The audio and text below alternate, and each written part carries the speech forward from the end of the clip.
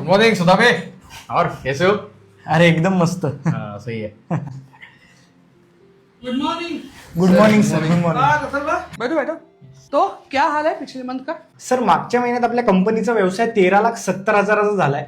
8 लाखाच्या ऑर्डर्स अजून पेंडिंग आहेत आणि आपल्या कंपनीचं 12 लाखाचं एक पेमेंट द्यायचे उद्या. सर ये महीने का प्रॉफिट 14 लाख हुआ है और मेरे ख्याल से इस डिपार्टमेंट का ये आज तक का सबसे अच्छा प्रॉफिट है. वीपी के सामने प्रेजेंटेशन तुम ही दोगे और मैंने तुम्हारा नाम भी रिकमेंड किया है दिल्ली के लिए. Thank you sir. सर आणि माझ्या प्रमोशनचं काय? अथर्व तुम अपने हिंदी में काम करो. हमारी कंपनी 6 स्टेट में ऑपरेट करती है. हो माहितीये मला सर, पण आपलं हेड ऑफिस तर महाराष्ट्रात आहे ना. हाँ पर हमारे वीपी तो दिल्ली के है ना.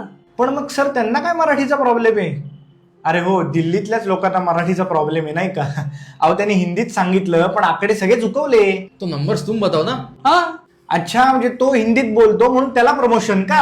अरे यार अथर्व, हिंदी तो तुम्हें भी आती है. आणि इतक्या वेळ बोलतोय म्हणजे तुम्हाला पण मराठी येतं. हिंदी 1000 वर्षापासून बोलली जाते, पण मराठी 1500 वर्ष जुनी भाषा आहे हो. आणि आमच्याच राज्यात आमच्यावरच दुसऱ्या भाषेची सक्ती कशाला?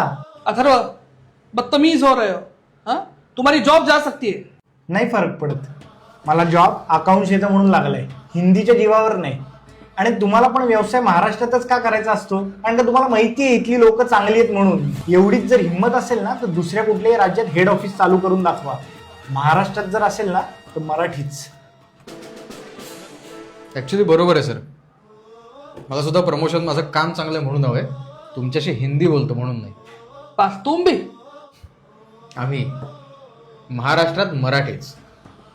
वा, असंच जर आपण एकमेकांचे पाय खेचण्याऐवजी हात पुढे केला तर आपण मराठी म्हणून किती मोठे होऊ ना. सटकून टाकती राख नव्याने जाग पेटू दे आग मराठी.